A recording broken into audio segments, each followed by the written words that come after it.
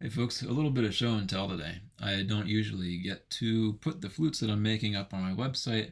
The way I usually work is that somebody who wants a flute lets me know about it, we talk about it, and then I spend several months to half a year making a flute that will fit you nicely, right? Depending on your playing style and what you want. And everything is usually within the general range of my own territory, right? In terms of what I value in a flute.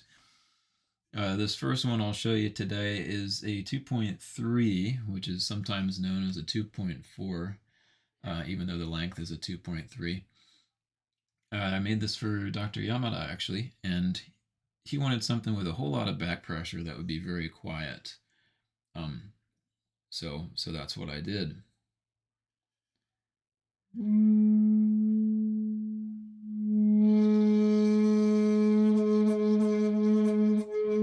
And of course, it can take some air. You can make it a little bit louder, but you can also do a whole lot with just a little bit of air. And that applies to all the flutes that I make.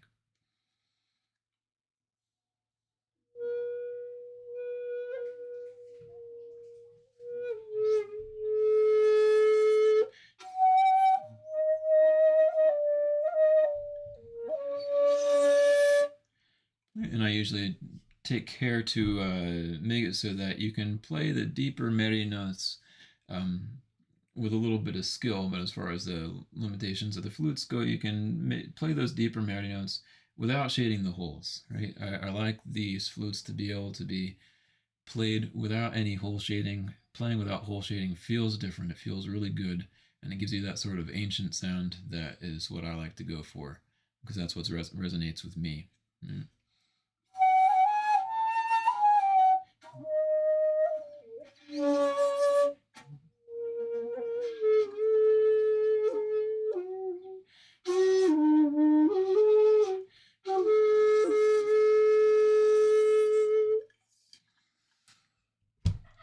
Next, I'll show you a 2.0 with a old Susadake cap. Susadake is old, the cap is new. And we've got the kind of traditional rattan bindings on the bottom of this one, and also a grip. The grip is not because of anything broken or has cracked or anything like that. It's the idea is to let you hold the flute without tension in your hand. Sometimes if you have the bare bamboo on certain flutes, it'll start to slip, and then your grip gets tighter, and then you get tension in your hands, and things start to hurt. So the grip keeps that from happening. You can hold it with a lighter touch. This is a pretty standard bore size for a 2.0, so it can take a bit of air, but it's also very stable all around and pretty smooth in the way it responds.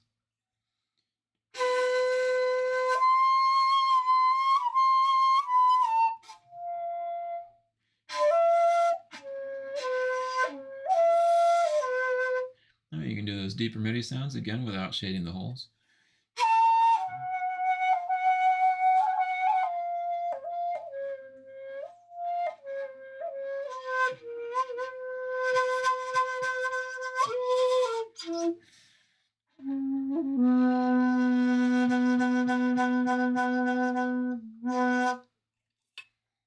So I'm fond of this one.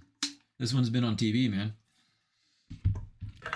Um, Here's another one that I did the rattan bindings. Pretty similar on this one as well. This is a 2.1 plus alpha, and it's super wide. Right, so you get this really wide bore sound out of it. It's kind of wow, right? The very resonant sound that you get out of a wide bore flute is here. It's about 26 millimeters on the inside diameter. Here, of course, at the mouthpiece, it's not that wide because flutes that are too wide are just kind of difficult and uncomfortable to play.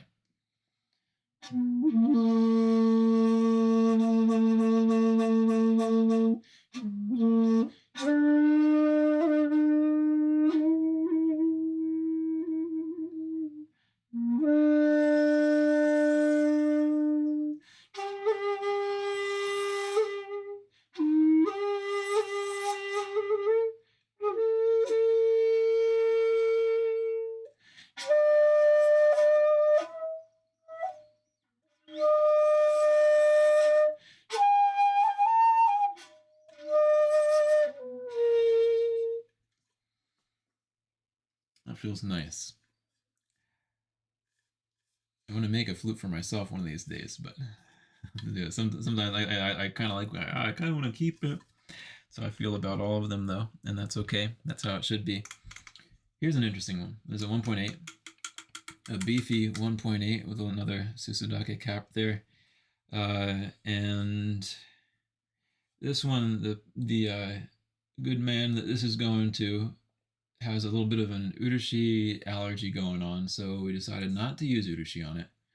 Um, Also, I really like the way that mouthpiece came out. I've been using these bone mouthpieces sometimes. Anyway, so we've got persimmon tannins on the inside. So if you look at it, well, it's protected on the inside, right? It's protected against, for example, bugs coming in and eating out the bamboo, or mold due to moisture, or cracks that happen from too much moisture absorption or moisture loss, right? That happens very rapidly sometimes. This coating slows that down. So it kind of does all the good things that urushi does. It's a little bit different, but it looks nice, and it won't give you a skin reaction if you get that with urushi, what some people do, especially if the urushi is very fresh. Once urushi is cured for about a year, nobody reacts to it because there's nothing to react to left. Nevertheless, here we go.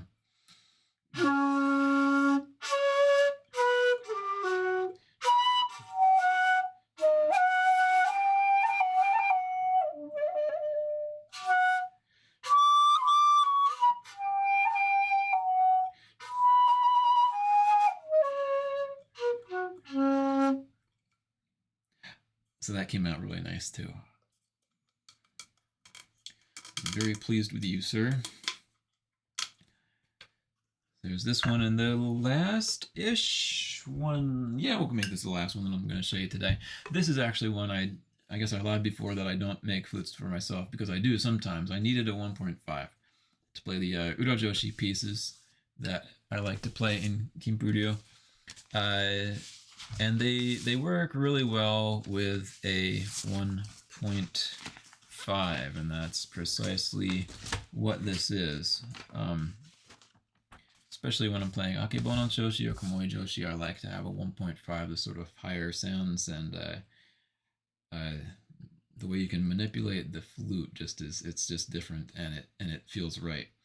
So this is actually a very wide bore for a 1.5. It was nearly impossible to make shorter flutes with wider bores, but this is kind of right at the limit of what you can do, and that makes it pretty special for playing these pieces. So play a little piece of komoi joshi shirabe.